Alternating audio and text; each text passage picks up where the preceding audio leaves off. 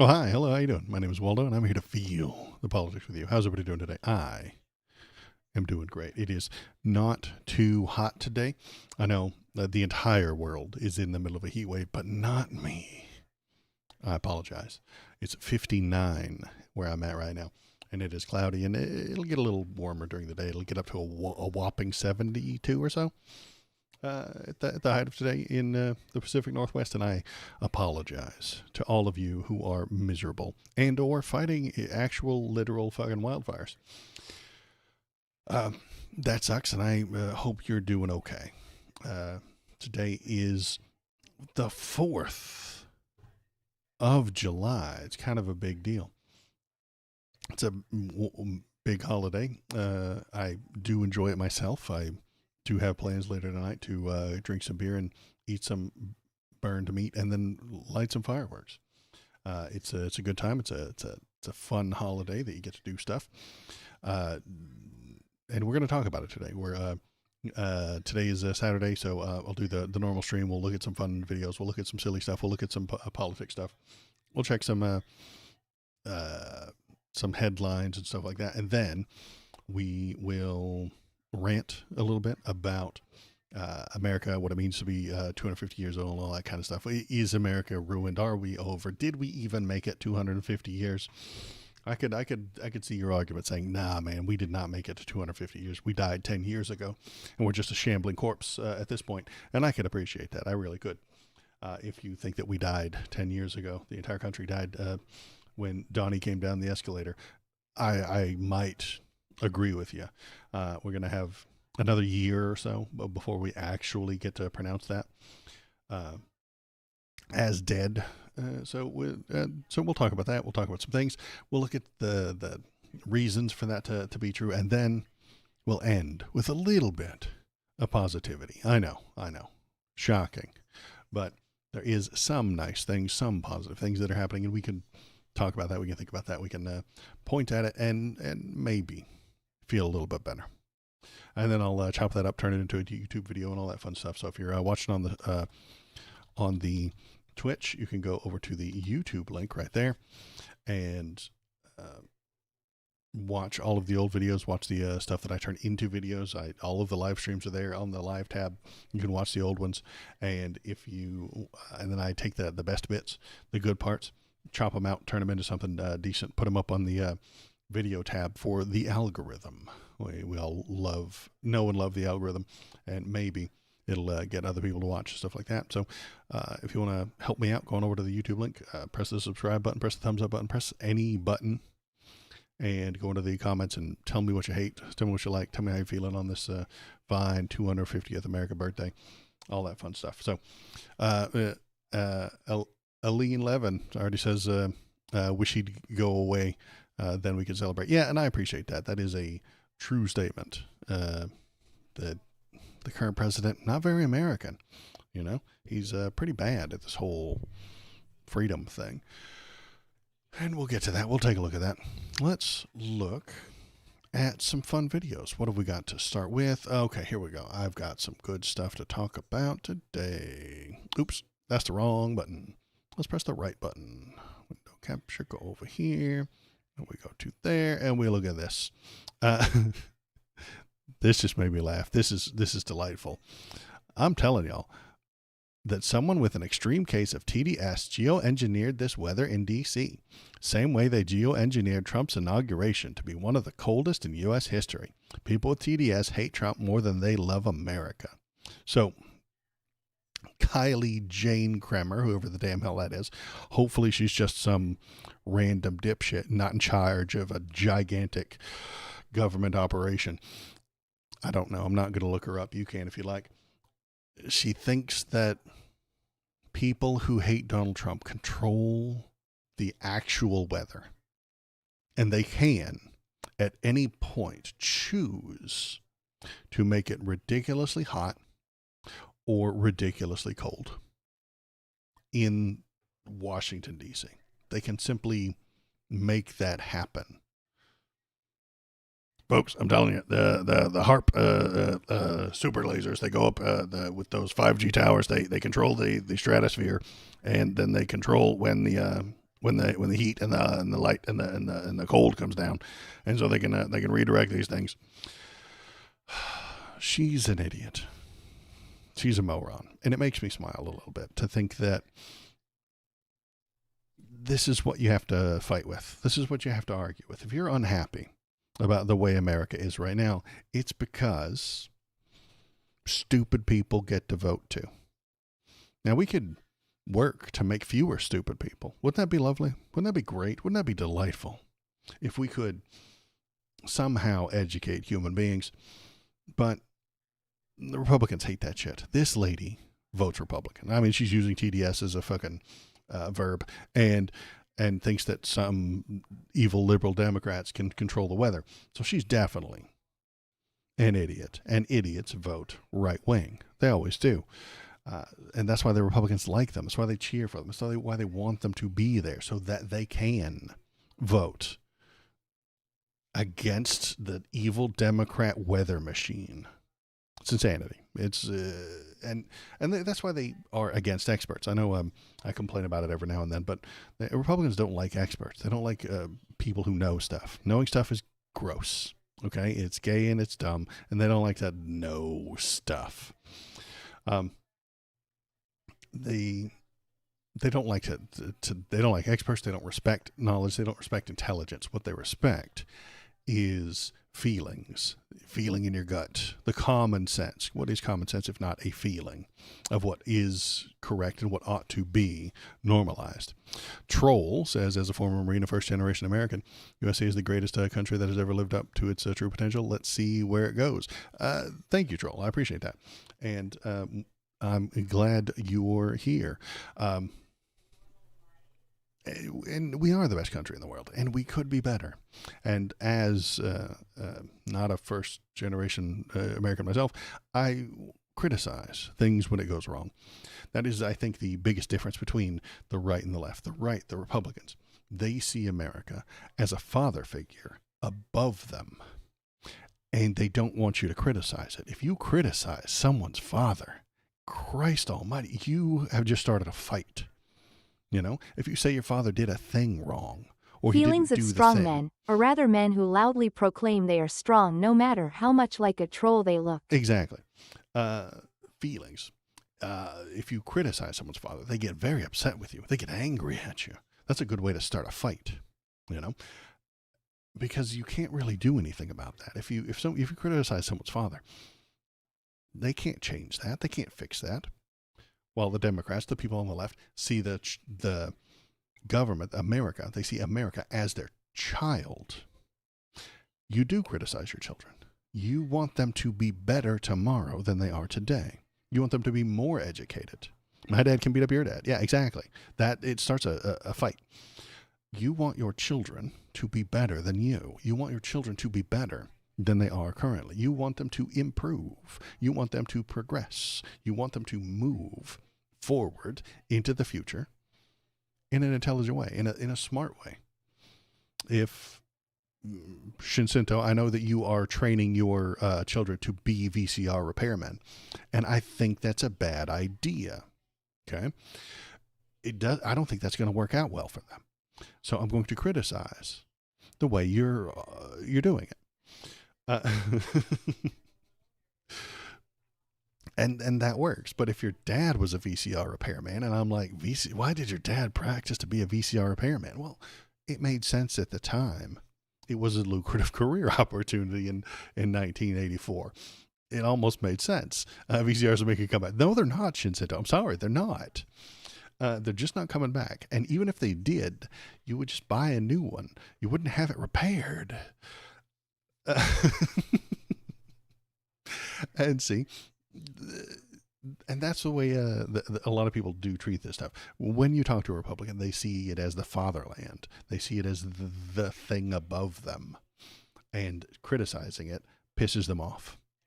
But from a different point of view, from a different left-leaning stance, I look at America as a child. And I will criticize it. I will tell it and tell everybody where it's wrong, where it's going wrong, and how it needs to operate to work better. At least it gives them some electrical work skills. Yeah. So yeah, that's basically change your frame of mind, change your point of view. Point of views can change. I know conservatives don't like that idea either, of ever changing your mind ever, but you can, in fact, change how you think about things. You can reframe your own mind. It's a very powerful skill that Republicans refuse to learn. And again, that comes back to teaching people to know things, teaching people to think about things, teaching people how to think. It's what happens at college. It's what happens when you become educated. You learn how to think, how to put yourself in someone else's shoes, how to reframe the idea that you have, how to re-examine what you've already learned in the past and how to reinterpret it for the future. None of that shit is what Republicans want to do. Where the right hates that shit. That's all nerd shit, and they don't want any part of it. They hate it. They don't want it. They don't like that shit. That's dumb and gay, and they don't want any of those things to happen because that would lead you away from their brainless, pointless, empty ideology of basically blood and soil. Those are the only two things that they care about, really. So what do we have to look at today? Oh, hey, look, I know this is not anything to do with the 4th of July, but I wanted to talk about it because it happened yesterday. So we'll do some headlines and then we'll rant a little bit more about the country and the 4th of July. But bam, they could be MK Ultraing us right now. Oh my God, you guys. They might be doing MK Ultra to us right now. What are we looking at? This is, what is her name? Anna Paulina Luna. She is an idiot, a moron, a very special kind of stupid brain. She, on Tuesday, said that at the House Oversight Government Reform Task Force kicked off its MK Ultra investigation. They're investigating MK Ultra, which was a bunch of CIA fucking shit they did in the 70s, and they blame it for literally everything. What is it really? It's the CIA experimenting with drugs, experimenting with spies, and how to get people to talk to spies while they're on drugs. That's it. That's the whole thing. That's all of it. There's nothing else. They didn't. Folks, the CIA invented mind control drugs that prevented you from telling a lie. They put it into the water supply. They tested it on immigrants. They used their secret time travel technology to bring about the deep state. None of that is true. It's just LSD experiments. That's it. I thought it was much scarier. No, Val, that's it. That's the whole thing. They used LSD to try and get people to say things that they wouldn't normally. They tried a couple of different psychedelics to try and get people to like do things that they were told, and it ended badly. It ended poorly. None of that shit is real. Anna Paulina Luna, however, is terrified that it's happening, and it's happening to her specifically.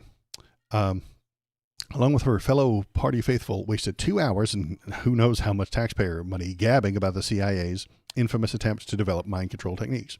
During this hearing, two of the witnesses and congresspeople asking them questions as they got to the bottom of the 70-year-old program that was dumb to start with. They started with things that have been known for decades. The CIA did recruit Nazi doctors through Operation Paperclip. We all know this. Itself a rich vein for mining conspiracy theories. They were afraid that the doctors and scientists who weren't convicted and hanged at Nuremberg might take their evil Nazi secrets to the Soviets. So the army offered them jobs instead. It's also true that some of these Nazis did work on the MK Ultra project, but that's where the facts end and the fantasy begins. I love fantasy. It's so much more fun than reality, isn't it? The CIA were everywhere back in the day, and they were getting up to all sorts of terrible, unethical, and totally illegal things. This is not news. MK Ultra was a real program. It was appalling based on the records the CIA itself has made available. The guys who ran it not only had stupid and scientifically implausible goals for doing all sorts of silly sci-fi mind control things with hypnosis, LSD, various amphetamines, and radio waves. Sometimes they drugged people and they got hurt or died. They drugged military personnel, psychiatric patients, and prisoners. These are facts established for decades. Yet the head of the program, a chemist named Sidney Gottlieb, said that it didn't work. All the non-consensual human experimentation and nothing to show for it but a bunch of records so shameful that the director, Richard Helms, ordered all the research records incinerated when he retired in 1973. Gottlieb destroyed them all. We will likely never know all the atrocities carried out by Gottlieb and the CIA under MK-Ultra and related projects because of this.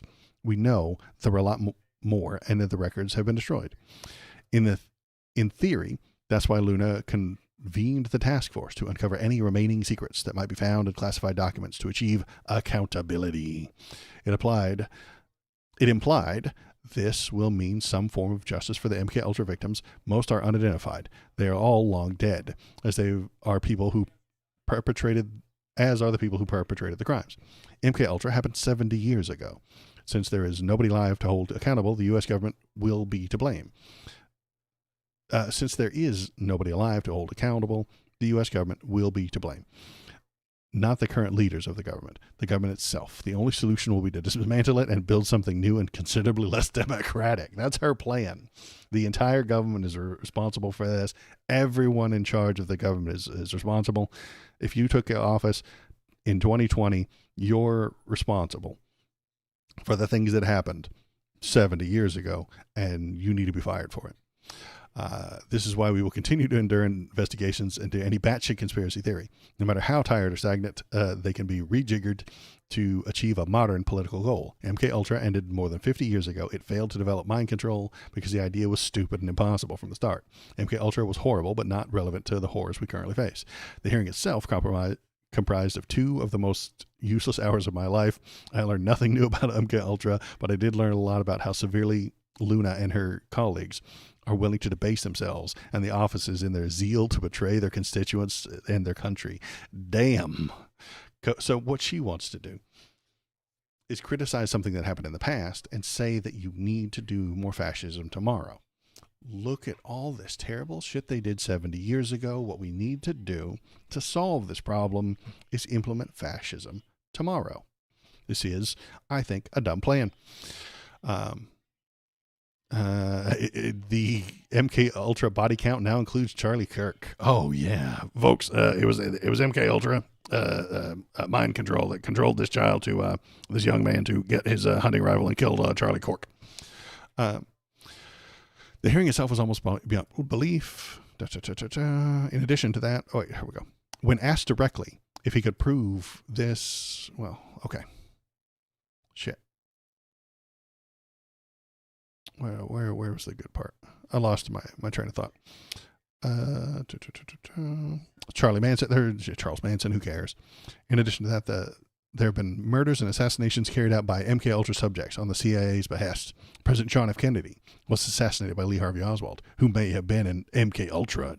In turn, he was assassinated by Jack Ruby, who was either also MK-Ultra or was just about to blow the whistle on the whole operation. MLK Jr.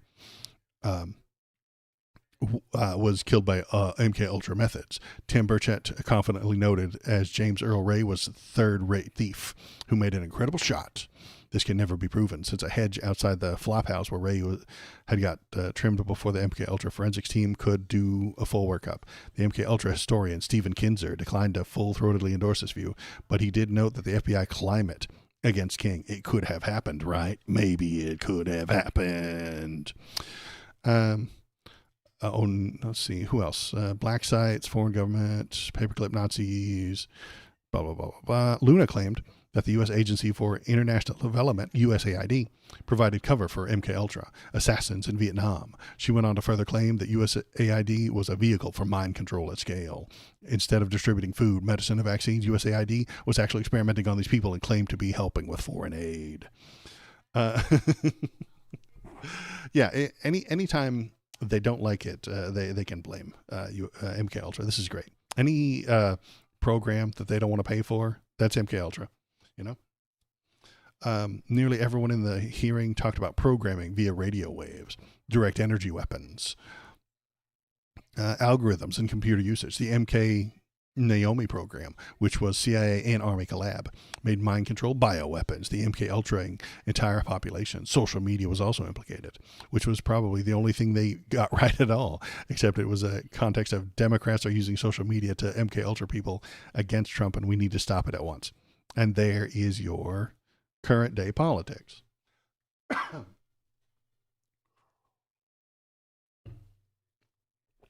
They're not upset that these things are happening to American people. They're not upset that these things are happening at all. They're on board for mind control. It's just that the Democrats are doing it, and that's what upsets them. They love using social media to turn people's brains into mush and then get them to vote the way they want. It's just the problem, and Paulina Luna has with this, is that the Democrats are using it against Trump. She wants to use it for Trump because that's what she wants.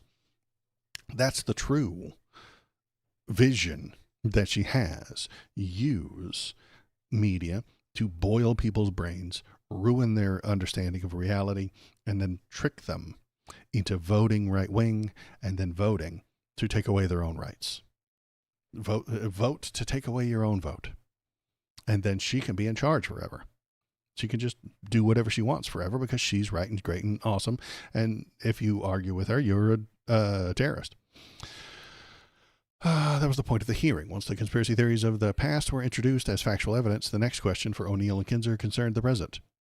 Did they, the hand-picked witnesses invited by the Republicans, think MK Ultra ever ended?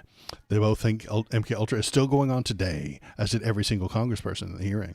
O'Neill discussed mass conversion, a popular idea in the New World Order globalist conspiracy theory universe that suggests mind control can occur at population scale. This is better known as the Great Replacement theory, the racist idea that immigrants, usually people who are not white, Muslims and Jews, are deliberately superseding the native-born white men in the regime values above all else. Unsurprisingly, nearly all of the task force members seem to agree with it. Amazing. They all agree with the Great Replacement theory, which is, again, horseshit. O'Neill also claimed that the CIA succeeded in erasing and implanting memories. They must have hit him with the MK Ultra memory eraser as to where he left the evidence supporting that claim. But probably the biggest tell was directly linking MK Ultra to two icons of the regime, Trump and Charlie Kirk. Burchett floated the idea that both Trump's attempted assassin in Butler, Pennsylvania, and Charlie Kirk's murderer were programmed by radio waves in some sort of unspecified computer activity. Zero evidence was offered to support either of these claims. And that's the important part. Claims made with no evidence can be dismissed with no consideration. I think that's fair. If you bring me an idea and have no evidence, I can dismiss it with no consideration. I don't even have to think about it. I don't have to worry about it. I don't have to entertain the idea unless I damn well want to. And even then, I'll dismiss it after I entertain it. Keep that in mind. Anything made without evidence can be dismissed. Just keep that in your mind. We are in danger. There is a real world that is out to get you. And that's not just my paranoia speaking. It's just not the CIA secret mind control LSD experiments from 70 years ago. That's not going to hurt you. It's not. You're going to starve if the war in Iran continues. Actual human beings are going to suffer because of the choices made by the current government. That's real. That's scary. But conservatives aren't afraid of real things. They're only afraid of imaginary things. They're afraid of MK Ultra, which isn't real. They're not worried at all about Russia being involved in a war right now. They have nukes. They could bomb a whole lot of fucking people. But conservatives don't care. That's real. That's not to be paid attention to. They're terrified of woke coming to kill them all and Barack Obama's jackbooted thugs coming to steal all their guns. And none of that is real. But they ignore actual suffering in Iran. They ignore and support us doing a shitty job of a war in Iran. They're terrified of Ebola, but not afraid of COVID. It doesn't make any sense. They're terrified of God, but not afraid of a Nazi takeover in America. And that's happening.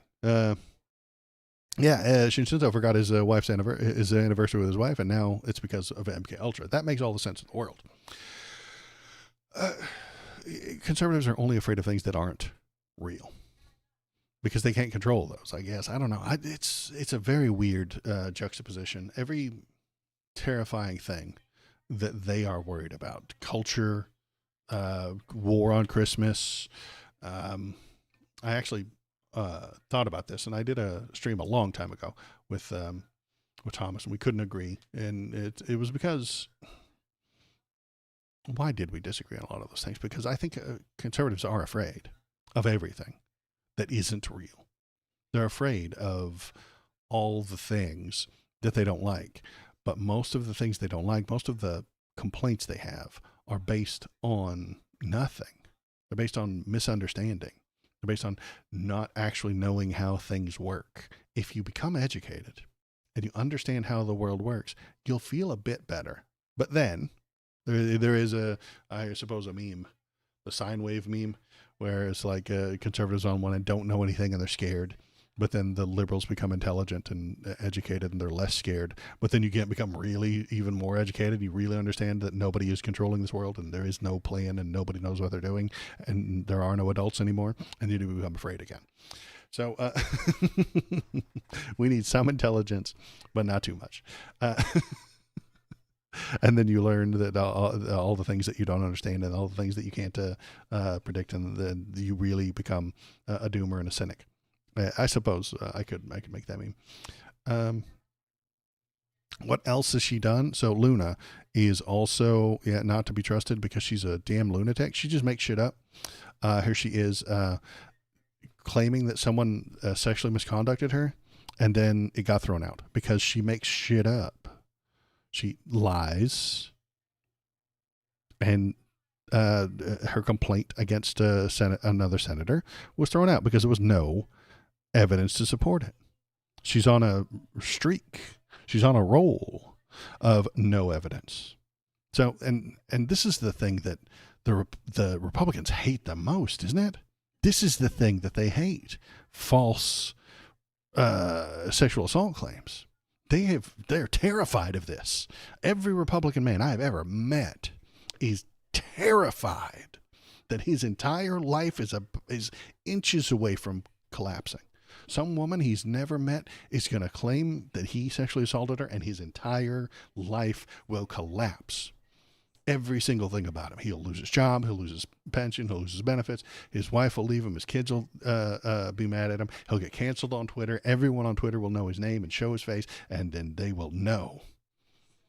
And woke is the reason for this. He did nothing wrong. He never even seen her before, but woke will brand him a rapist. They're terrified of this. They are absolutely fucking terrified of this, and it's not a thing that happens. Luna is doing the thing that Republicans hate, the thing that they claim only the wokeists do. Sexual assault claims that are based on nothing. Luna's done it. She is everything that the Republicans are afraid of, but she's on their team, so she's allowed to use these things as a weapon. And that is what she does. She's at war. Whether you like it or not, she's at war with you. If you're watching this, she's at war with you specifically. But on a more general term, she's at war. She wants a hard, right-wing, fascist takeover of this country. And she'll lie to get it. She'll throw you under the bus. She'll accuse you of sexual misconduct. She'll tell you that the CIA put drugs in your drinking water, and now you vote Democrat. Doesn't have to be real. She doesn't have to have any evidence of it. But she'll use these ideas, she'll use these words as evidence, not as evidence, but as an assault. Because that's what she does. That's what she's here for. To assault, to hurt, to destroy. She is at war. She's a right-wing warrior. She's a right-wing soldier. And that makes me unhappy. I wish we could point these things out and then have something happen about it. But it's It's difficult. It's tricky because she gets votes. She gets to be on the TV telling you lies. She gets to be out there peddling her horse shit. And because it feels good to a lot of the people on the right, they cheer. They love it. She tells them lies and they respond with cheering.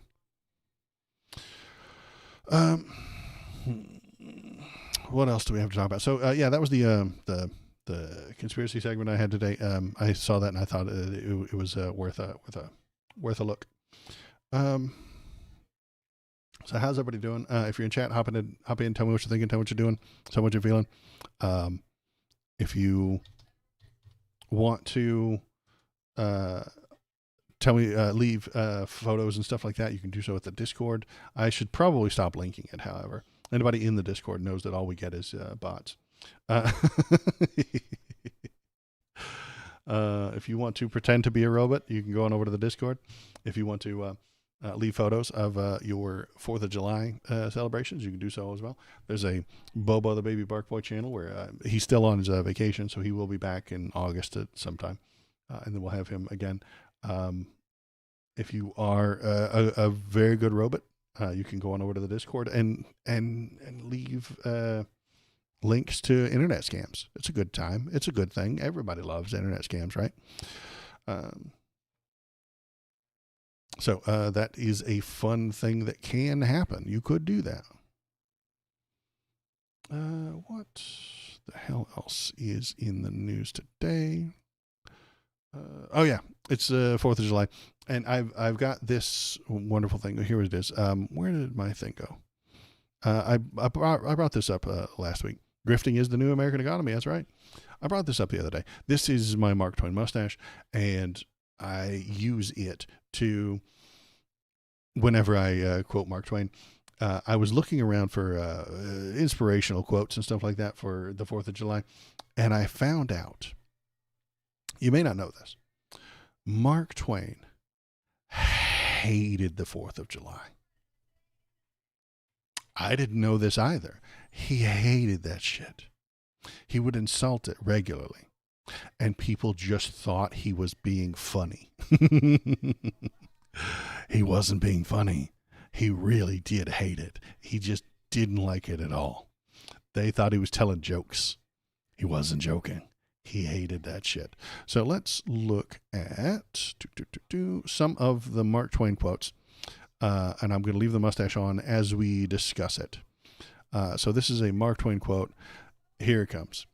Statistics show that we lose more fools on this day than all other days in the year put together. This proves by the number left in stock that 1 4th of July per year is now inadequate. The country has grown so. He wants more people to die on the 4th of July to fireworks and shooting their gun into the air because he hates it. And he wants more people to die. He wants more people to be miserable. He wants more idiots to explode themselves.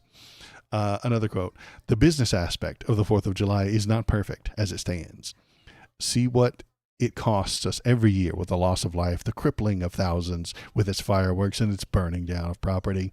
It is not only sacred to patriotism and universal freedom, but to the surgeon, the undertaker, the insurance offices, and they are working it for all it's worth. So this is where he's saying people are dying and being crippled and injured, and the doctors are benefiting from it. The surgeons are benefiting from it. The undertaker is benefiting from it. The insurance offices are benefiting from all of these people injured and damaged on the 4th of July.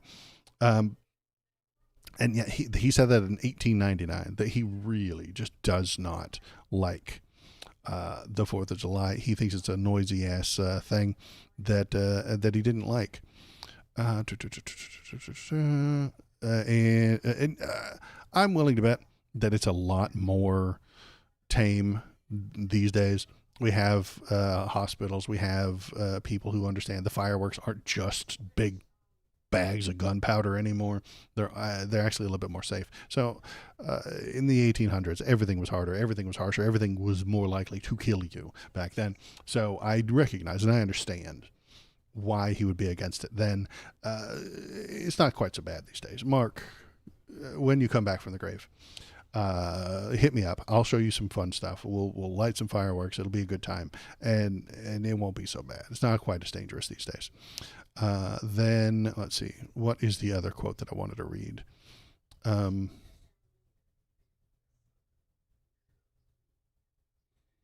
Okay, here we go.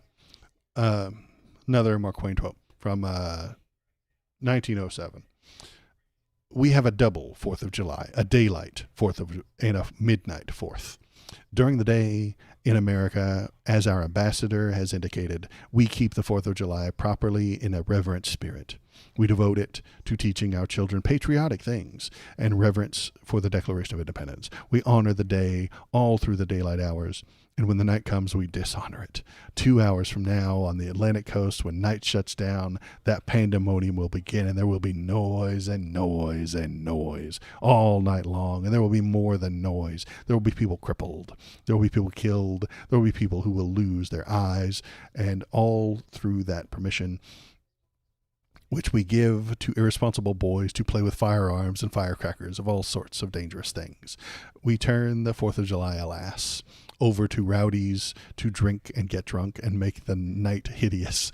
We cripple and kill more people than you would imagine. We probably begin to celebrate the 4th of July night in that way 125 years ago on every 4th of July since. These horrors have grown and grown until now. In most of our 5,000 towns of America, somebody gets killed or crippled on every 4th of July night. Beside those cases of sick persons you never hear of, who die afterward as a result of the noise and the shock. People are dying because of the shock of fireworks. I don't know. I think he might be exaggerating here. They cripple and kill more people on the 4th of July in America than they kill and cripple in our American wars nowadays. And there are no pensions for these folks. And 2, we burn houses. We destroy more property on the 4th of July night than the whole of the United States was worth 125 years ago. Really, on 4th of July is our day of mourning, our day of sorrow. 50,000 people who have lost their friends, who've had their friends crippled, receive that 4th of July when it comes as a day of mourning for the losses they have long ago sustained in their families. Damn. Dude is like all out. Like, hey, people are going to die. And this is where he gives it a different name.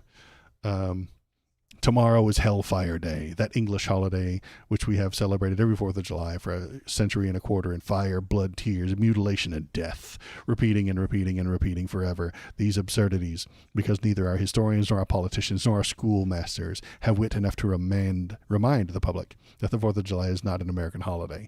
However, I doubt if there is a historian, a politician, or a schoolmaster in the country that has ever stopped to consider what the nationality of the day really is. I detest that English holiday with all my heart, not because it's English and not because it is not American, but merely because the nation goes insane on that day, and by the help of noise and fire turns it into an odious pandemonium. The nation calls it all sorts of affectionate pet names, but if I had a renaming of the 4th of July, I'd throw all poetry aside and call it Hell's Delight. I really dislike that shit. Oh, and I think it's great. I love it. That's hilarious that he's so upset about this thing. And it's just smoky and stinky and dangerous. And Valor would still ban it, make it a laser show in the clouds look way more awesome. The only injury would be the mosquitoes. Bro was so over dramatic it wouldn't be almost right. He is exaggerating, but maybe, I mean, it doesn't surprise me that more people died on the 4th of July in 1800 than they would today. That's not a surprise. Everything was worse back then. I mean, the doctors were still putting fucking leeches on people and shit, you know? They didn't exactly have antibiotics nailed down yet. I recognize that would be far more dangerous, and you're not getting proper understanding of fireworks and they're just packing gunpowder into a bag and selling it. That could fuck some shit up. I think you would enjoy it today. So as you go out, as you're out there tonight doing your after you've had your barbecue and you have all your and you're drinking your drinks and you're burning things, remember that Mark Twain hates you. If you're out there burning things and popping poppers tonight, and you're shooting off your bottle rockets, and you're doing all kinds of crazy things, and you're not putting your artillery shells into the tube, you're just throwing them, as I am wont to do. or you're flinging bottle rockets at people, or you're shooting your Roman candles at people, remember that Mark Twain hates you. So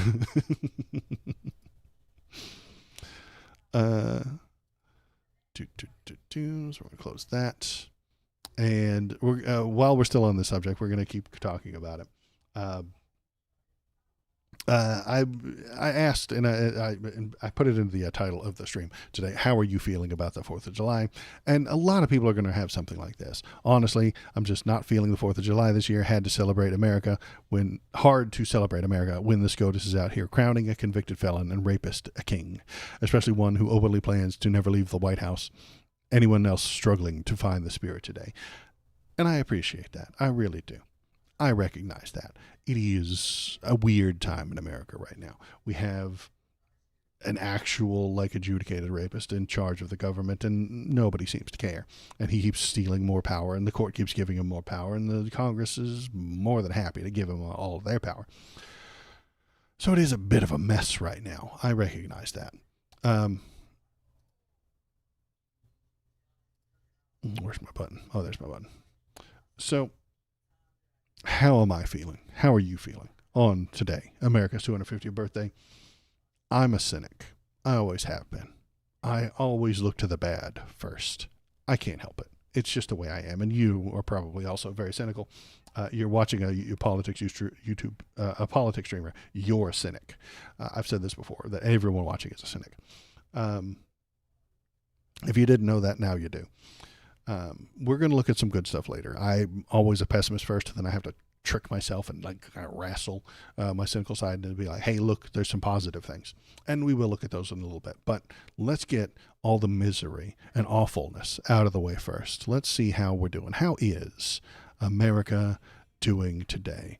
I found a video to describe it. A picture's worth 1,000 words, and this video is worth everything. It is fantastic. America, here we are. We're doing good.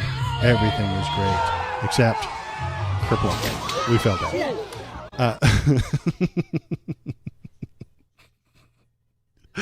This is where we are right now.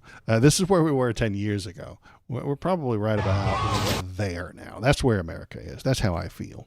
This perfectly describes my feeling. We were doing pretty good, but then we hit this. This is where we are. And I think that's a really good way to describe it. That's how I would describe my feelings at the moment. We have the ability, we have the possibility, we have everything that could be good, but we digged up the landing, and now we've crashed and we burned, and we're going to have to get ourselves back up. And it's going to be hard. It's going to be painful. We're going to have to untangle all these fucking lines and stuff like that, and apologize to all the people we smashed. So let's see what else we've got. What else is happening in the country? Hey, here's Donnie giving his speech yesterday, right out of 1950. Here we go. Donald Trump coming out hard against the communists. Because communism is the enemy of free people everywhere in the world. Never works. It's the enemy of the Constitution. Above all, it's the enemy of July 4th. The enemy of July 4th. He doesn't know what any of this means. He's just jibber-jabbering, y'all. 1776. It is the enemy indeed. Even while the radicals and extremists attack our incredible history at every turn, they are silent on the miserable history of communism itself, because it never worked. Thousands of years, if you look at it, under thousands of years of communism. Do you guys remember when Karl Marx invented communism in the year 1? Thousands of years of communism have failed. He doesn't know what he's talking about. He doesn't know stuff. Knowing stuff is for nerds, okay? And you can't be president of the Republicans if you're a nerd. You're not allowed to know stuff. You're not allowed to understand history. You're not allowed to understand why that sentence is stupid. If you understand why that sentence is stupid, thousands of years of communism have failed, you're already too smart for the Republican Party. You're already ahead of most of them. You can't know stuff and be a Republican. It doesn't work. So let's continue. Different names under somewhat different ideologies and systems. That system has led to more death and destruction than any system ever tried. It killed 100 million people just in the last century alone. Communism is the exact opposite of life, liberty, and the pursuit of happiness. Life, liberty, and the pursuit of happiness. He doesn't know what any of these things are. He doesn't know what communism is. He just knows that he's supposed to fucking hate it. It's death, tyranny, and the pursuit of evil. The pursuit of evil. I do remember reading that in Karl Marx's work. He's intentionally, willingly, like, pursuing evil. He's like, what could be the worst thing in the world? Let's go get that. Yes. Let's call it communism. Ooh, let's find all the worst stuff and do that. The godless communist morality states that anything is justified to bring about inhuman visions and... Anything is justified to bring about the inhuman visions. What the fuck are you talking about? What do you think communism is, Donnie? I want him to define it. I really do. I want him to define it. Not just tell us why that it is bad, but to really define it. And I'm not even a communist, you know. I've never have been. But it's just the most ignorant fucking human being that you could ever imagine has been elected president again, a second time. And he might even get a third time because it boggles my mind. It really does. And to really propose what's good. They don't want good. They don't want good. They only want bad. Don't love God, and they don't want God. They don't love religion, and they don't want religion. And that is not communism, dog. It's not. It's just fucking not. They won't have it, but we will not let them win. They have no chance.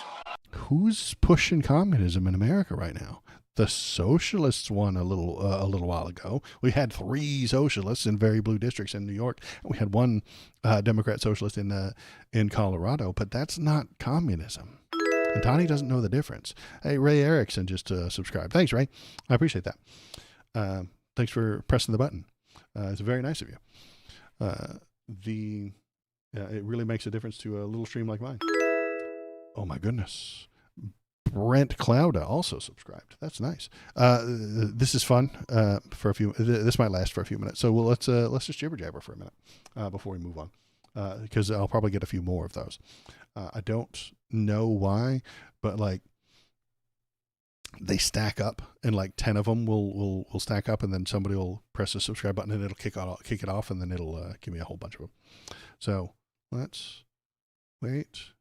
And when I tell everybody that we have to wait for them to pop off, they never pop off. It's an irony kind of a thing. It's like the hiccups. If you just tell somebody you have the hiccups and then you try and let them listen to it, the hiccups go away. I don't know if you knew that, but that's the cure for hiccups. It's the cure for announcements too. What were we talking? Okay, let's continue with good old Donnie's things here. And what's he going to do with the communists once he finds them? He knows they're evil. What are we going to do? So on the eve of this 250th anniversary of American heritage, we resolve and swear for all to hear that the citizens of the United States of America will vanquish communism quickly. Don't let them take too much of your time. Vanquish communism quickly. It's been around for thousands of years, but he's going to vanquish it quickly. And you're right, Shinzento. The Fox News brain deads don't know the difference between communism, socialism, Marxism, Leninism, Maoism, or fascism. They're all just squished into the same complaint and labeled bad for America. And Johnny's exactly like that. Phil, he's talking out his ass again, but that's what he does. That's what the people like. That's what his voters love. His voters love this shit. They eat this shit up. This is great for them. This, according to Trump's voters, is the height of political discourse. You know they're wasting your time, don't you? But we're not going to let them take too long or too much of our time as they play their games and send them into exile. We will send them quickly away, and we will continue to build our country bigger and better, stronger than ever before. Exile. To where, Donnie? And exile. How? To where? To Australia? I don't know. To Venezuela? I don't know. To prison camps in Guatemala? I don't know. Where is he going to exile all these communists to? Also, where are they? I don't know all that many. There's a few goobers online, but I mean, you're just going to round them up because of what they say? Is that the freedom that the Republicans keep talking about? Is if you say communist things, they round you up and kick you out of the country? Doesn't sound like freedom to me. Sounds quite like the opposite. You're not allowed to think those things. You're not allowed to suggest that communism is a good thing, or else you are anti-American and must be removed from the country. So it's anti-freedom, as usual. That's what Republicans want. They want what they want. They think, they don't understand what the word freedom means. Freedom means that you're allowed to be a right-wing conservative Christian white person in the suburbs with 2.5 children. That's freedom. And every step you take away from that is anti-freedom, because they don't know what the word means. They don't understand. Maybe it was more weight with boomers who remember the Cold War and Red Scares. Yeah, that's what he's doing, because he thinks America is anti-communism. That's the only reason. That's the only reason that they founded America, because that's where his brain lives. I recognize that he is an idiot and he is old, and that was most of his political upbringing: anti-communism, anti-communism, anti-communism, and that's why George Washington did the thing, so he could be anti-communism. It's existed for thousands of years, apparently, according to Donnie. It's existed for thousands of years. And it's just, it's amazing. It's so good that we got the dumbest motherfucker imaginable to be our president. And of course, here we go. One more anti-freedom thing from the freedom president. We can only lose the midterms if we allow ourselves to lose the midterms, if we are foolish, stupid, and unwise. But if we terminate the filibuster, as we should do, and immediately vote for the Save America Act, then we will not lose an election for 100 years. We do that, we're not going to lose an election for 100 years.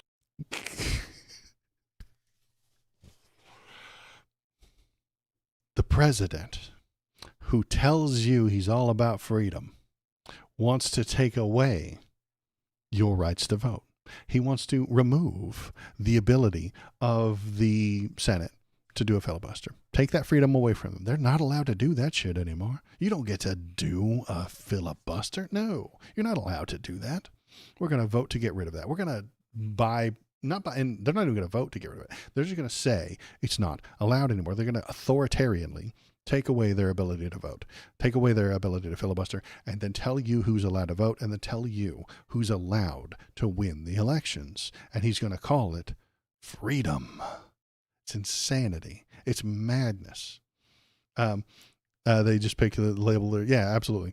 Goldwater's TBF, corpse just got aroused. The filibuster is trash. The filibuster is a complicated tool that gets overused.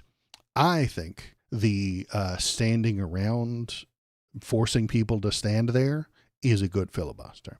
But if you just say, "I'm gonna filibuster," and so you are allowed to do it, force them. I'm okay with changing the rules. Force them to stand there until they can't stand there anymore. Cory Booker did his fucking fancy ass 24-hour fucking thing where he definitely wore a diaper and peed all over himself, just so he could get the record. And I think you force them into that, and then it will make them have to pay more attention. The vote is coming, and if you're going to lose, you get to filibuster it for as long as you can stand there and talk. And if you stop talking, your filibuster is over. If you fall out, because you locked your knees, if you pass out, if you leave to pee, your filibuster is over. And we continue with the business. And if somebody else does it after that, acceptable. Make every single one of them. And each one of them stands for 20 hours. And it could drag it out. This could alert the people to the problem that's happening within the Senate. And then they can yell at they can email and tweet at their senators and tell them how they think they ought to vote. Acceptable. This nonsensical, just say you're going to do it and nothing gets passed unless it has 60 votes, not acceptable. I think that it is kind of trash, but it could be fixed. But even that ability, the trash ability they have, is what Donnie wants to get rid of, because he doesn't want democracy. He doesn't want fairness. He doesn't want freedom. He wants his authority respected 100% of the time, and everything he says to be done at the point of a gun if necessary, at the point of violence if necessary. And he will call that freedom, because he doesn't know what the word means. He doesn't know what freedom is. He doesn't know what to do with it. He doesn't know where it comes from or how people get it or what the people want. And he doesn't care. Saying that if you pass my bill, I'll never lose another election for 100 years is not very fucking free. You know, it sounds like authoritarianism. It sounds like dictatorship, but he doesn't know that, because he thinks that he is right and everything he does is freedom. And, oh, hey, good let's look at this. The Patriot Front is marching in front of a Union Station right now. White supremacist neo-fascist organization is marching on this 4th of July. Hooray! A bunch of masked jackasses carrying American flags, all of them white, because they want a white ethno-state. They hate everyone who isn't exactly like them, and they want to violently harm the people who are not like them. And here is them as a terrible fucking photo of this poor black person on public transit being surrounded by goddamn neo-Nazis. It's probably having a little bit of a panic sweat right there.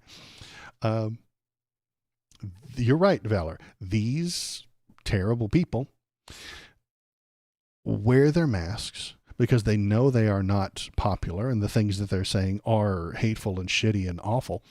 And they show up to these events because they see what Donald Trump is. They recognize these things said by Donald Trump are fascism. They want the fascism.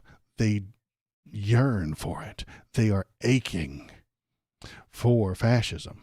They want it, and they are going to use violence to get it. They haven't today because they snuck into town as fast as possible. They did their parade and they ran the fuck away.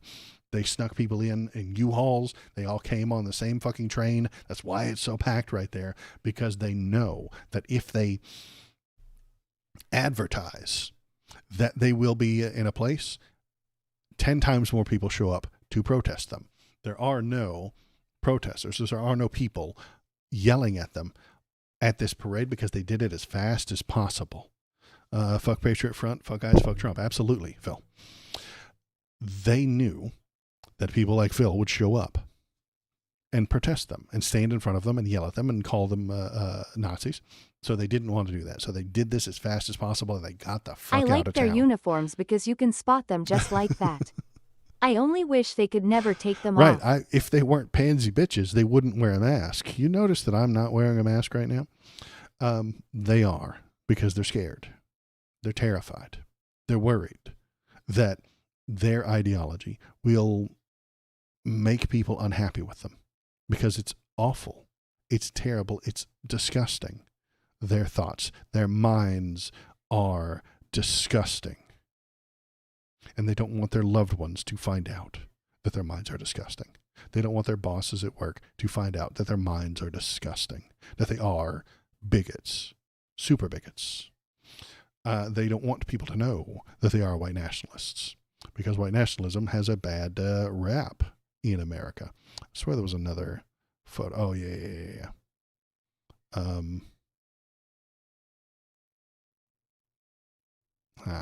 Must have lost the other photo, but they're showing up carrying shields, wearing face masks and brown clothes, kind of comparing themselves to the brown shirts, obviously. So yeah, that's how America's doing right now. That's how we're doing. Not good. We can also look at this one. Let's look at this story. Kind of big. Let's move it over here. U.S. service member arrested at the Capitol after calling for Trump's impeachment. So this member of the military stood on the Capitol steps and protested. But that gets you arrested. It really does. The U.S. Air Force major was arrested on the steps of the U.S. Capitol on Wednesday after delivering a speech calling for the impeachment and removal of President Donald Trump and Vice President J.D. Vance. The arrest of Jason Watson occurred after he spoke at a news conference organized by the Removal Coalition, a grassroots activist group said. During the news conference, Watson identified himself as an active duty service member and wore a military uniform. Representative Al Green of Texas also attended the event, not wearing a mask. You see? Not carrying a shield, hiding his identity. He's literally wearing a name tag. He's got his name right there. They know exactly who this is. He's got his name on his shirt. Pretty much the opposite of these sick fucks who are hiding their identities because they know they are disgusting and awful. So, U.S. Capitol Police, which confirmed the arrest, said members of the public may not demonstrate on the steps of the House unless they are accompanied by a member of Congress. Watson was escorted to the steps by the member of Congress who left the area before the police gave Watson lawful orders to stop the illegal demonstration or he would be arrested. The man refused our lawful orders, so you're not allowed to have free speech right here on these steps unless a member of Congress is standing next to you. If they bring you to the steps and then step away 4 feet, it's illegal. And oh, free speech, baby. On Tuesday, a D.C. Superior Court official told CNN Watson is being released as a possible case against him will not be filed, so they will not be filing the charges. The D.C. Attorney General, which would have decided to not charge Watson, did not immediately respond to request for a comment. CNN reached out to the U.S. Air Force because they're going to harm him. The Air Force will take this guy and wreck his career. CNN reached out to the U.S. Air Force to confirm whether Watson is an active duty service member, but not immediately receive a response.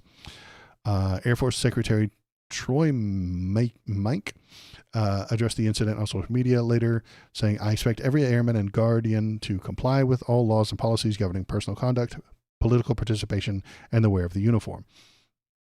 Pursuant to a thorough investigation, which will proceed unimpeded, commanders will ensure appropriate disposition when holding service members accountable in accordance with the military law and due process. During a speech, Watson criticized the Trump administration, recent military actions in Venezuela and Iran, and Trump's immigration enforcement crackdown, arguing it violated multiple constitutional provisions. It does, according to a video posted online by the group Removal Coalition. For this, the president and vice president must be impeached, convicted, and removed, said Watson.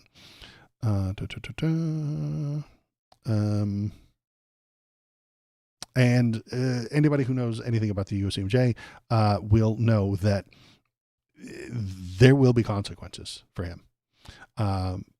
Martial and incarceration are on the table.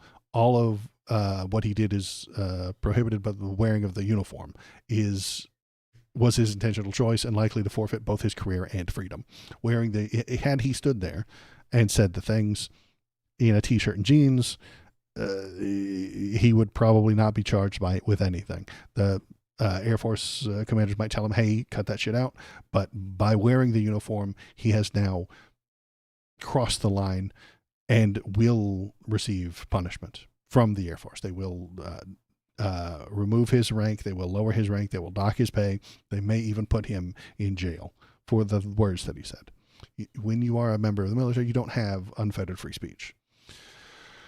So his doing so was a sacrifice. He has sacrificed to get his message out. He has sacrificed his own well-being to make possibly, maybe, the world a better place.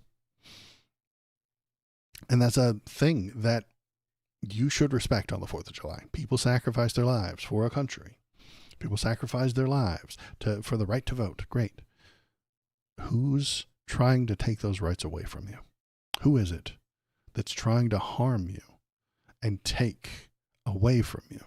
Who is in charge of the government right now, stealing from Venezuela, stealing from Iran, stealing and bragging and planning to steal Greenland, steal the Panama Canal, steal Canada. It's not the liberals. It's not the left that are hurting people and stealing their shit. It's the right. It's been their entire operation forever. That's all they've ever done, is hurt people and steal their shit. In stark contrast to the folks hiding their faces while violating people's rights and pandering about like toy soldiers. Exactly. This guy is an actual military member, not a fake LARPer like these pieces of shit over here. You know, these are fake fucking military people hiding their faces. They don't have name tags. They're pathetic. If they really cared about the country, they would be more like this guy. But they don't actually care.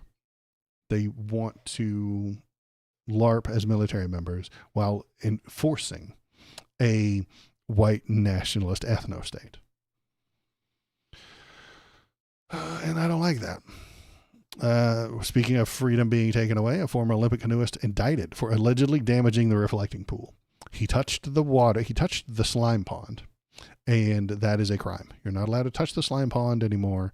You are just not allowed to touch the slime pond.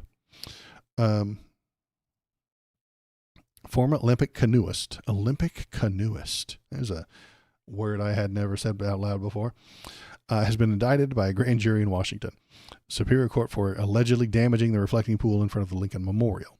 David Hearn was charged Thursday with one count of destruction of property with a value of more than $1,000, according to the indictment. The felony charges carries a maximum penalty of 10 years in prison if convicted. The indictment said the D.C. grand jury found that Hearn maliciously did injure, break, and destroy certain property that is the lining material of the Lincoln Memorial reflecting pool. The indictment on Thursday marks a significant escalation of the Trump administration's recasting of a peeling bottom layer and algae growth in the reflecting pool shortly after the president renovated his serious vandalism. This drunk, dumb fuck, Judge Jeanine Pirro, a TV personality who is of no fucking value, honestly. She's a dumb fuck. She is willing to support Donald Trump's fascism, and that's her only value to the fascist government that exists. Has called Hearn, who previously said that he was curious about the debacle. Okay, U.S. Attorney for the District of Columbia, Jeanine Pirro, the Nazi sympathizing piece of shit, has so far singled out Hearn, who previously said he was curious about the debacle with a felony charge after Trump had called for maximum penalties for alleged vandals. During the news conference, Pirro described Hearn as violently ripping up 2 square feet of the massive pool and being belligerent and rude toward federal officers regarding it. Bitch, please.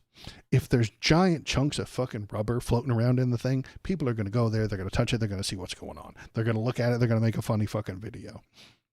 He didn't cause the damage. The damage was there already. He was simply looking at it and pointing at it. When asked if Pirro was choosing to charge Hearn with a felony because of the president's direction, Pirro said, "This is a case with tremendous evidence, and evidence dictates where we land." She declined to describe any additional evidence beyond witnesses on the scene who have no agenda, just working there, who saw damage to a national monument. Hearn's attorney, Davey Hearn, is innocent. These charges are outrageous and should be alarming to every American. This indictment reflects the administration's effort to shift blame for its own failures. On the eve of our National Independence Day, Americans should be deeply concerned by the misuse of government power against ordinary citizens based on concocted narrative. So, I agree with this lawyer completely. This is horseshit. They just found somebody to blame, and they're going to try and blame the whole damn thing on him. If it's green, it's his fault. If the rubber's falling off, it's his fault. He probably made the 350-foot gash just by thinking about it. He's an Antifa super canoeist and is responsible for anything that goes wrong anywhere in any of these pictures. In this photo right here, you see this photo right here? He's responsible for all of it. If there's a brown blade of grass, it's his damn fault. If this tree were to fall over, it would be David Hearn's fault. If the water turns green, it's his fault too. Because they are anti-reality. I mean, Donald Trump does not care about reality. He doesn't care what's true. He doesn't care what's real. He just needs someone to fucking blame. And it's better to blame them than himself. So again, taking people's rights away, harming the American people is what they do. One more negative thing before we get to the positive stuff. I promise it's coming. It is coming. And we will watch a Zoran Mamdani video here in just a few minutes because he gave us a little 10-minute speech, and we're going to watch it, and it makes me feel good. It makes you feel good. So we have to get through our misery dinner before we can get to our delicious dessert. This is posted by the New York Times. The many ways Trump is trying to tip the scales for the midterms. Why am I bringing this up right now? Because it is democracy. It is voting. It is about the freedom that we're supposed to have. So President Trump is trying to use the levers of the federal government along with the personal influence over state and local lawmakers to reshape the rules governing the 2026 midterms and future elections in extraordinary ways. Many of these efforts have been blocked by courts, stymied by the Constitution, or stopped in Congress. But the relentless assault by the president in the electoral process, both administratively and rhetorically, is likely to sow doubt and lay groundwork for extensive challenges to election results. Agencies and officials across the federal government have, at the direction of Mr. Trump, undertaken dozens of actions grounded in novel strategies and aimed at insulating Republicans from potential losses. In November, those actions fall into 6 major categories. Nationalizing the elections. So this is the first one where they take over. Donald Trump and his government take over instead of the states. That way they can tell you who won and which votes count and which votes don't count. The United States Constitution puts control over elections in the hands of the states and grants Congress the ability to pass federal election legislation. It gives no explicit authority to the executive branch. He's going to take that authority, and Congress is going to give it to him because they don't want to do stuff. Congress hates doing stuff. They don't want to do things. They don't want to stand up for anything. They want to sit quietly and collect their fucking stock revenues. They want to do insider trading, and that's it. Early in February, Mr. Trump said he wanted the Republican-led federal government to nationalize or take over the running of elections. A state is an agent for the federal government in elections, he said. That's incorrect. But he wants to do it anyway. So what is, and this is all the evidence and stuff like that. And you can read this at the New York Times. Usually they suck, and most of the times they do suck. And they are being way too nice to Donald Trump in this article, but they are saying the things that are true. Number 2, trying to tighten voting restrictions. While Mr. Trump's attempts to use executive orders to change elections have been largely blocked by courts, the president and his allies have found other avenues to add. Sorry about that. To add new restrictions to voting that are designed to help them win at the ballot box. Soon after Mr. Trump took office, the Justice Department dropped or halted all its open voting rights lawsuits that preceded Mr. Trump's inauguration, easing the path for partisan gerrymanders and voting laws to withstand legal scrutiny. The number of lawyers working on the voting rights arm of the Justice Department, one of the government's critical bulwarks against civil rights abuses in voting elections, has dwindled from about 30 at the end of the Biden administration to a single digits after resignations, cuts, and reassignments. The people who were protecting your right to vote were very high-end expert lawyers. There were 30 of them, and now there are less because of resignations, cuts, and reassignments. They do not want lawyers protecting you and your right to vote. They don't like that shit. Trump hates that shit. The Republicans do not want people fighting for your right to vote. Okay? They don't want it. You don't have that right, and unless you're voting for Republicans, in which case they need a couple of people. This guy gets to vote as long as he's voting correctly. If you're voting incorrectly, they're going to take that right away from you. The next thing, number 3, pushing for mid-decade redistricting. Again, we've seen the gerrymandering. We know that it's happening in all the states. The red states started it. The blue states followed it. That's only supposed to happen in increments of 10. That's only supposed to happen in 2010, 2020, 2030, 2040. But they're doing it in 2025 because they're scared of losing.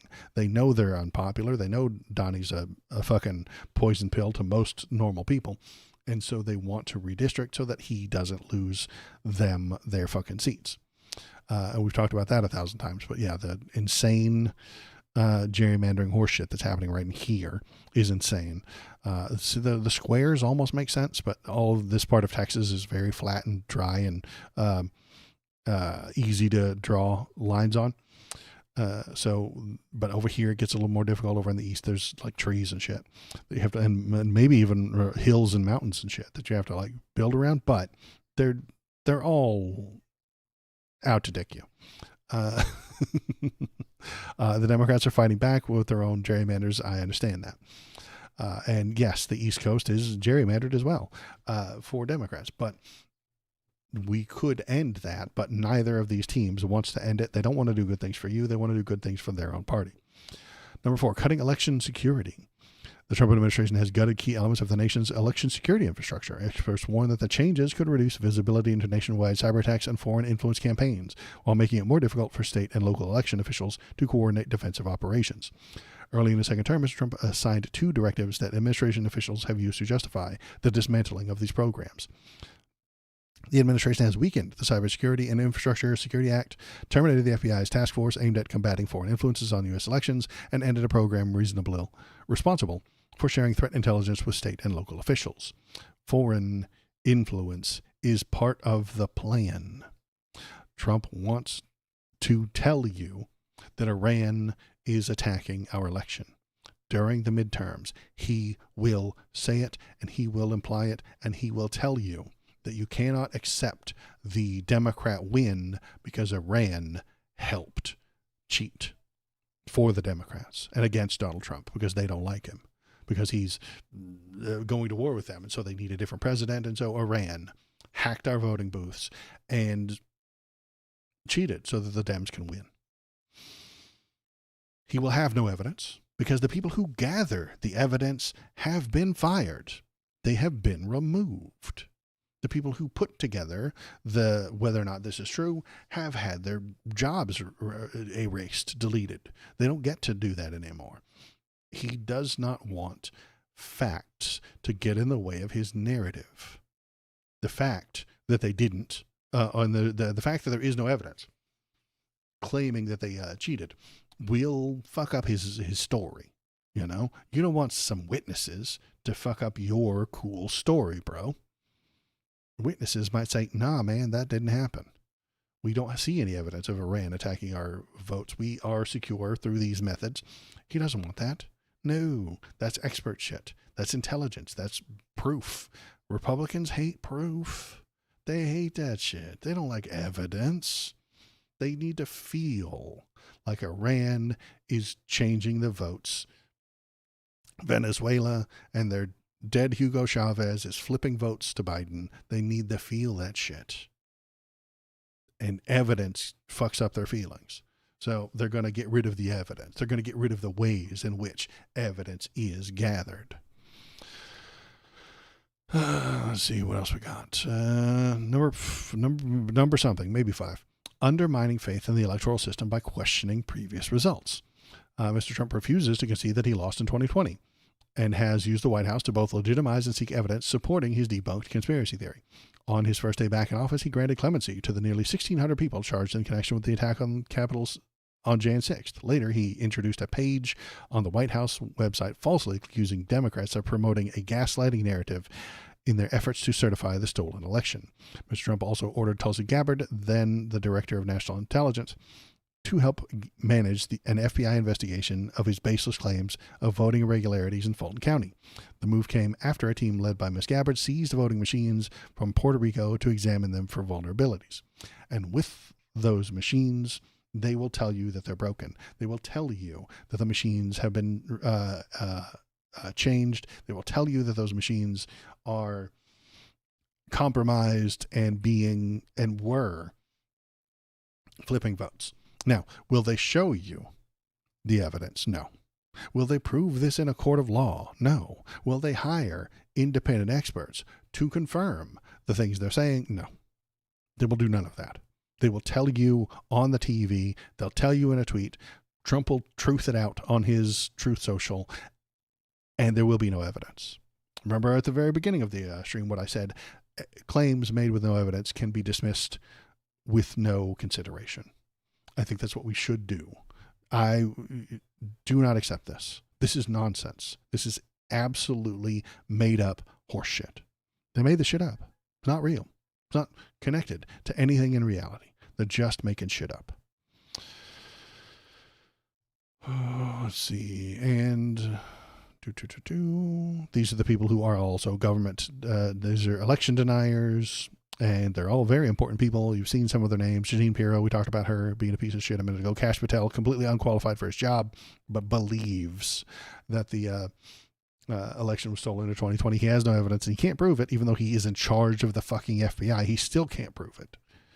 Motherfucker is in charge of the FBI and cannot put forward any evidence that the 2020 election was stolen, because it wasn't.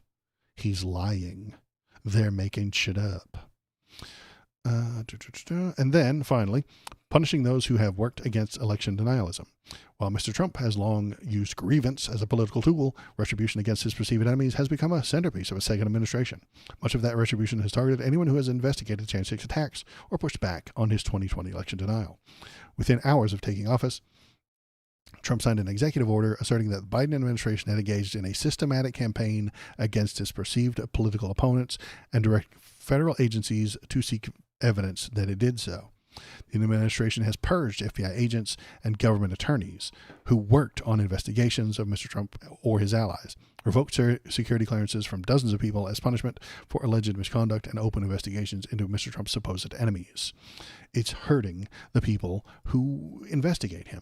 If you go looking for evidence, you're the enemy of the Republicans. If you search for evidence, you are the enemy of the president. If you go looking for facts and logic, the president hates you.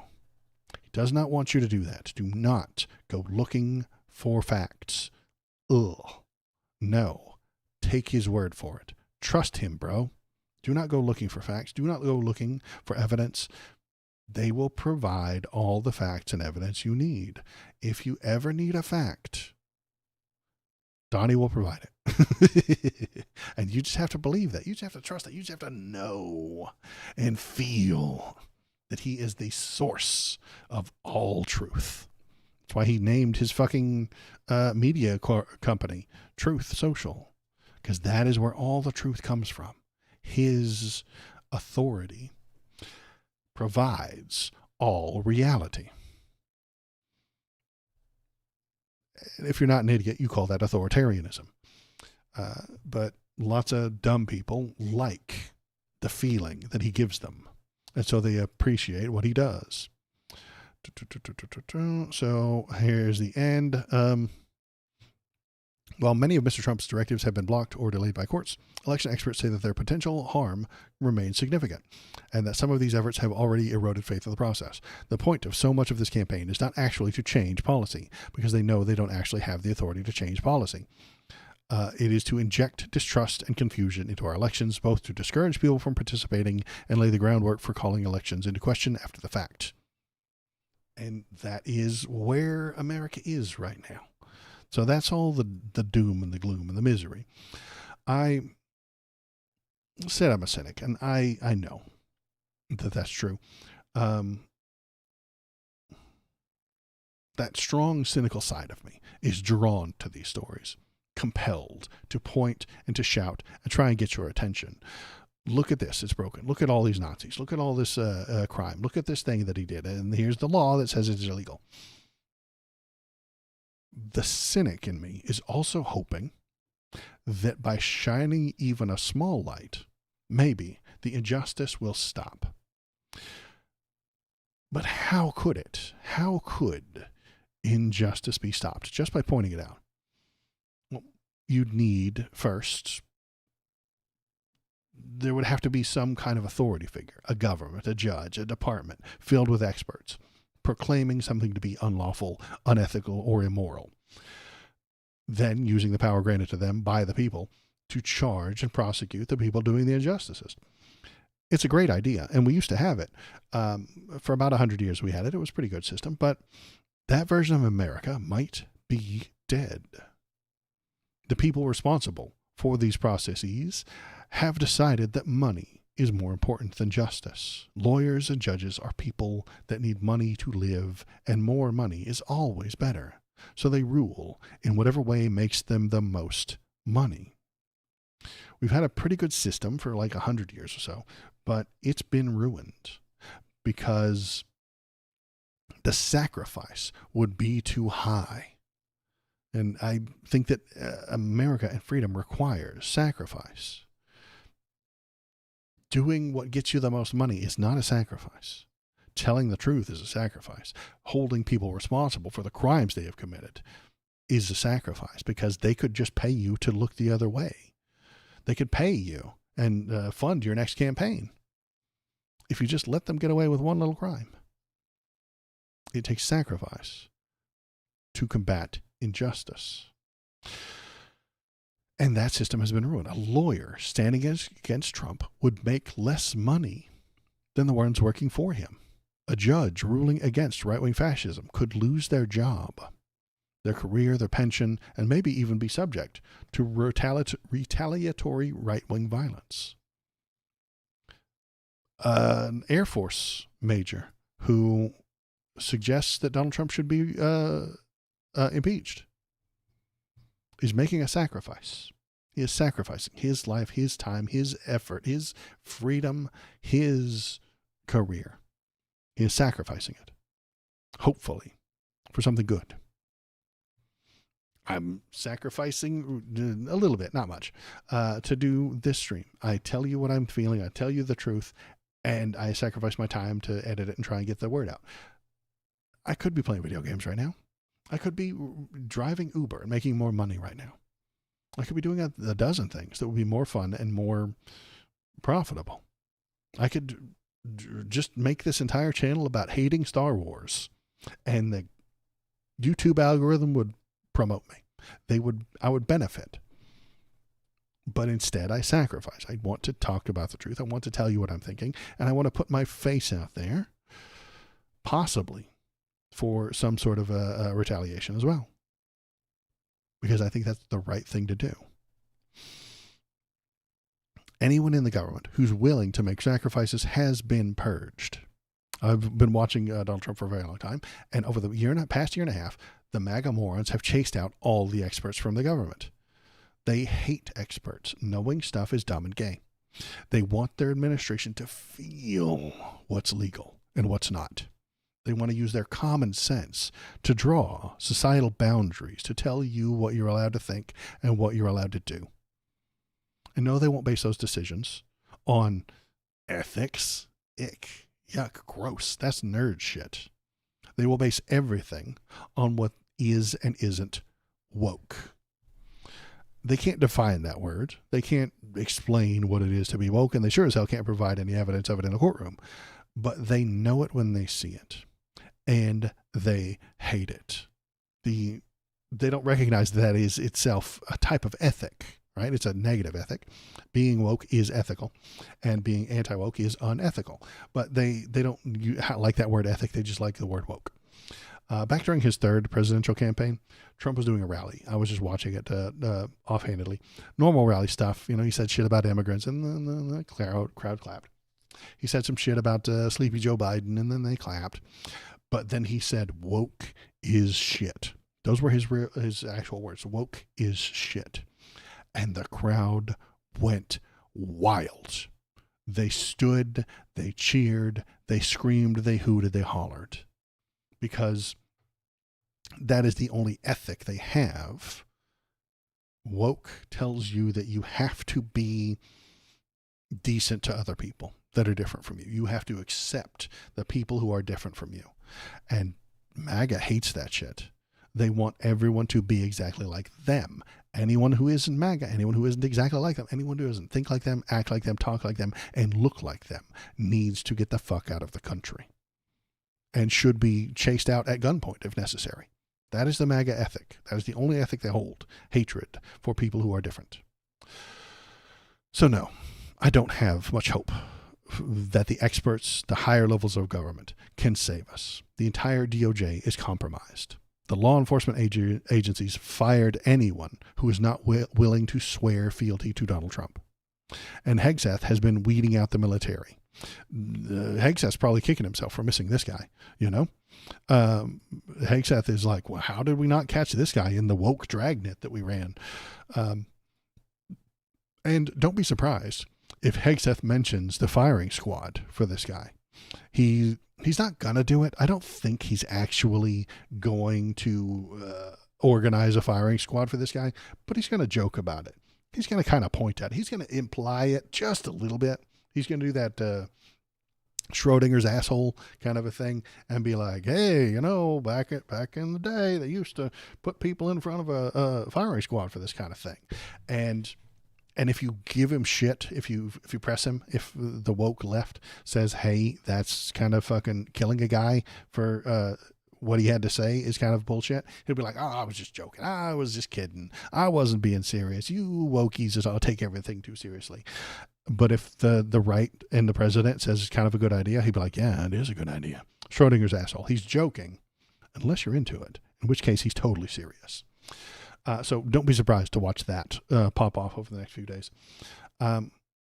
So the point I'm trying to make is anything positive, anything in good that arrives will not come from the authority. It will not come from the government. It will not come from on high. There is no judge who's going to save us. What was his name that investigated the Russia stuff? Robert Mueller. Robert Mueller didn't save us, couldn't save us, and wouldn't save us. Nobody can. There will not be some cathartic perp walk where Donald gets arrested after all this. You won't see him in an orange jumpsuit. Any justice found will have to come from the people. And I'm not suggesting mob violence yet. I'm talking about jury nullification, protests, voting the fascists out, talking to the people, and a big old blue wave during the midterms. Voting for progressives and Democrat socialists also. Very good way to fight against the fascism that's taking our country on right now. So let's look at that. Let's look at some positive news. I know I told you that there would be some positive things, and we have one. We have Zoran Mamdani giving a good speech about the 4th of July and what America means and ought to be. So here is Mamdani, the DSA approved mayor of New York, saying good things, saying nice things, saying positive stuff about the country, and it'll make you feel good, hopefully. Here we go. Good morning, my fellow Americans. Season after season, year after year, the tides have come in and out of New York Harbor. Long before New York had ever been spoken, Lenape dugouts crossed these currents. It was on these waters that tall masts crested the horizon, captained by Lenape dugouts. He woke alarm. He's mentioning Native Americans. Explorers like Verrazano and Hudson, after whom we've named our bridges and rivers. And ever since, ships full of travelers weary from long journeys have passed through the Narrows, the winds of the Atlantic at their backs. When those passengers lifted their heads to glimpse what lies just beyond the waves, what did they see? They saw land, lush and teeming with life. They saw men waiting at the docks to take them into bondage. They saw tenements rife with squalor. They saw industry rumbling with activity, steam and smoke rising, a city on the move. They saw a towering monument to freedom, her torch glowing worldwide welcome. They saw New York City. They saw America. Tomorrow, our nation marks 250 years since we declared our independence. 250 years of a grand experiment in self-governance, an experiment so audacious that some in 1776 doubted it would last more than a few years, let alone a quarter of a millennium. From Lexington to Los Angeles, Selma to Seneca Falls, Morrisania to Midwood, Americans will come together for a day, just as we do each year. Families will gather around the grill. Fireworks will fill the night sky. This will be no ordinary day of celebration. 250 years presents a rare opportunity for more than 340 million people to turn together, both towards one another and towards ourselves, to take measure of who we are as a nation. When we look at America, what do we see? Here at City Hall, as I sit behind George Washington's desk, alongside new Americans who came to this country, I cannot see all of America. But like so many who came before, I can see New York City. The city I see today looks very different than the one that greeted George Washington. In July of 1776, our city simmered under the yoke of oppression. The British had imposed a colonial rule so repressive that 250 years ago, 80 miles south, a small group of newspaper editors, farmers, and soldiers signed their names on a document declaring truths that feel self-evident now, but were revolutionary then, establishing the ideals our nation still strives to fulfill. The British did not take it well. War broke out. And that August, Listen to how good he speaks. Could you imagine if if we had an intelligent president instead of this horse shit? People everywhere in the world, never works. It's the enemy of the Constitution. Above all, it's the enemy of July 4th, 1776. It's such a stark difference between an intelligent person making good points and just dog shit fucking moron gibbering his nonsense. as the largest battle of the Revolutionary War unfolded in Brooklyn, batteries on Governor's Island took aim at British ships anchored just offshore. We were outgunned, we were outmanned, and we were soundly defeated. After only a few months, it appeared our fledgling attempt at democracy was on the precipice of collapse. But that night, with the moon overhead, thousands of our soldiers silently climbed into ferries and flat-bottom boats and escaped to Manhattan. The Continental Army survived to fight another day. Independence may have been declared in Philadelphia, but it was rescued in New York City. George Washington was the last to leave Brooklyn. Do you guys hear the fireworks going off outside? This early in the morning, it's not fancy, explosive, cool-looking, sparky ones. It's just the bombs. It's just the loud ones that don't even look cool. It's just the loud bombs. So if you hear the bombs in the background, that's what it is. As he waited at the river's edge, the sun beginning its rise, he would have looked out over New York City's waters and seen what so many have seen in the 250 years since, an opportunity to begin anew. Those opportunities, like everything in New York City, are not given. They are won. In 1838, 11 years after New York outlawed slavery, a recently emancipated black man by the name of James Weeks sought to begin anew as well, and to help hundreds of others do the same. He bought property in Brooklyn, won himself the right to vote, and sold lots to others newly freed. Woke. He's talking about slavery. Woke. Oh my God, folks. He's talking about slavery. It's woke. It's talking about being surrounded by immigrants is woke. When they landed in New York Harbor, they knew they had something waiting for them that they had never had before, a home. Weeksville still stands today, a living, breathing testament to what we know America to be, a place each of us has the power to make. The harbor was busy those years as ships poured in from around the world. Hundreds of thousands of Irish immigrants arrived with stomachs aching from a famine manufactured by imperial cruelty. Chinese sailors settled in what is today Chinatown. Millions more traveled under the Statue of Liberty and through Ellis Island. Jewish people escaping pogroms, Italians fleeing poverty, Syrians seeking economic opportunity. Each of these new arrivals peered through portholes onto a city that was changing as fast as the nation. They saw merchants peddling their wares on the docks, streets being laid out on a grid, buildings rising into the clouds. They could not yet see the nativism they would face, the jobs they would be refused, the landlords who would not rent to them, and the abject labor and living conditions they would withstand. But no matter how much smog hung over the harbor, they still saw an opportunity to begin anew. Over the years that followed, despite laws enacted by the federal government to bar their entry, despite sweatshop fires that killed hundreds of women, despite riots aimed at their very existence, immigrants made homes here in New York City. The racism and bigotry has always been a part of America, and we need to fight against it. Be better. That's what he's trying to tell you. Be better. These people, the Chinese people, the Jewish people, the Italians, the Syrians, all came here, and they made the country better. Immigration is our strength. The people coming together is making us better. And don't let the white nationalist fascists fucking tell you otherwise. They're lying. And they helped to make New York City. That legacy of every generation of Americans insisting that the right to life, liberty, and the pursuit of happiness extends to them too, is no relic of the past. It carried millions of black Americans north during the Great Migration. It drew hundreds of thousands of Puerto Ricans to New York City after the Second World War. It invited countless others from the West Indies and South Asia and West Africa and across the world. And it is Stephen Miller hates all of this, by the way. I hate to bring him up. I know I brought him up last time, and I got fucking angry. But he hates this shit. He hates everything you're seeing here. what brought my family to this city when I was 7 years old. My family did not arrive by boat, although we saw the Statue of Liberty from the window of the plane. Even from the air, we could make out the promise of America, the promise of the beautiful patriotic work of rendering America, year after year, a little more faithful to its founding ideals. There is a term so often used to describe our nation and those who have shaped it: American exceptionalism. American exceptionalism, the conventional wisdom tells us, makes our freedom a little more free, is how we dug the Erie Canal and irrigated the West, is why children in faraway lands grow up dreaming of one day moving here.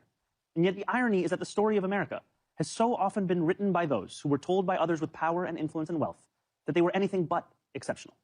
For generation after generation, we have been told that when the world has sent its people to our shores, it has not sent its best. Indirect insult to Donald Trump. I love this. He's not specifically looking down the barrel of the camera and saying, Donnie's a bad guy. I do that. That's my job. But he's doing it in a nice, classy way. Mentioning the time that Donald went on the campaign and said, Mexico's sending its rapists, sending its murderers. They emptied out their insane asylums and sent them all to the border. He's doing it in a classy way. This is what politics used to sound like. I know, and this might shock some of the, if you're young and you're watching this is the way politics used to happen. This is what it used to sound like. But before Donnie came on board and before the Republicans went fucking apeshit on Fox News, just flinging poop at each other. It sent Puritans and Sikhs and Quakers and Muslims and Jewish people who were banished for praying the wrong way. And that's the other thing about America. It was when the right wing tells you about the Pilgrims. The Pilgrims did not come to America for religious freedom. They were kicked the fuck out of England. Those Puritans, those Quakers, those people who came to America, those people with the buckles on their hats and the big fucking blunderbuss shoes, and you see your kids pretend to be them at Thanksgiving pageants at school. They were kicked the fuck out of England because nobody liked them. They were shitheads. They were terrible people. Nobody wanted them there, and they were trying to force their bullshit views on everyone around them in England. And then the English people said, no, go away. We don't like you. And then they said, well, fine, we'll go somewhere else. And they came to fucking America where they could spread their bullshit around. So just be aware that, like, shitty people have always been around in America. And what we need to do, point at them, recognize them, be better, and move forward without them. Worshipping the wrong gods, angering the wrong people. It sent peasants and serfs from slums and shtetls who were treated as less because they hardly owned clothes, let alone land. It sent immigrants from whom power was something someone else had. We are told that America is exceptional because we are richer, stronger, more powerful than everyone else. The truth, my friends, is that America is exceptional because here, nothing is fixed into place. The frontier may be closed, we may have walked on the moon, but the work of fulfilling the values first enshrined in the Declaration of Independence, that work endures. Try to be better tomorrow. That's it. Any of us says, yeah, I want him to be Speaker of the House. Yeah, I agree. I want him to be in charge of my entire government. The Speaker is in line to President, which is why they would never accept him as Speaker of the House. I think if he's ineligible, I think he's ineligible to be Speaker of the House. Ilhan Omar is in the House right now. She's a House member, but even if they wanted to, they could not make her Speaker of the House. So even if he ran for New York district, which I think he should run for senator or something like that. Senator, I think, is the best way to go for him after his 3 terms as mayor of New York. Run for New York senator. And it belongs to us all. It belongs to our newest Americans, those standing here with me today, all of whom were recently naturalized. Oh, interesting. And I thought they couldn't be. So they can be Speaker, but what happens now? I suppose they would they would just skip them on the death chart, on the death pool. If the president and vice president were died and then the speaker is a non-American citizen, they would not be eligible, and then they would just skip down to the next person, who's what, Secretary of State or something? Skip them? Yeah. Nearly a decade ago, I too felt what you feel, the joy of no longer being just a New Yorker, but an American too. You each hold a special power, the power to determine what America means. The powerful have always known their answer. America, in their view, is an arena of supremacy, where only a select few are allowed freedom, where not all are created equal. And that is exactly what we see from these people. From Donald Trump, he's talking about the wrong people aren't allowed to vote. The people who disagree with him are not allowed to vote. They don't have rights. The immigrants don't have rights. The immigrants aren't allowed to have their children birthright citizenship. They don't have the same rights as you. America, if you ask them, becomes less the more people it welcomes. America, they will tell you, belongs only to those with the right accent or the right shade of skin. The rest of us, they insist, should be grateful for merely being allowed to visit. How small they are, how weak, how unoriginal. At every moment in our past, those who led through exclusion and isolation have tried to win power and enrich themselves by turning us against one another. Division is the oldest trick in politics and the cheapest. But time and again, including 250 years ago, Those forces of division have been vanquished by the forces of progress.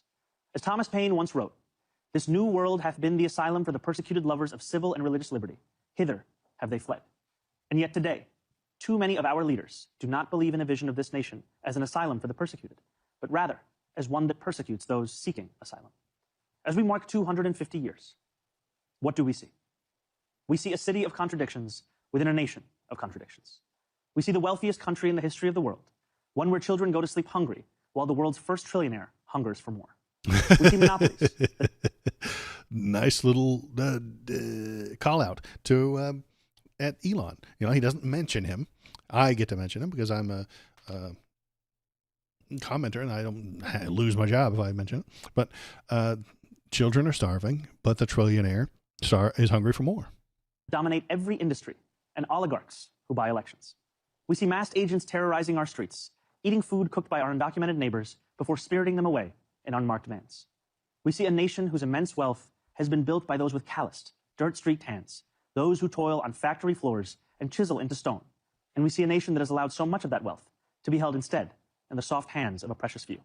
A little bit of a seize the means of production right there. Just a little hint, just a little hint. Yes, we see America in a health insurance industry that exploits the sick, but that is not all we see when we look for America.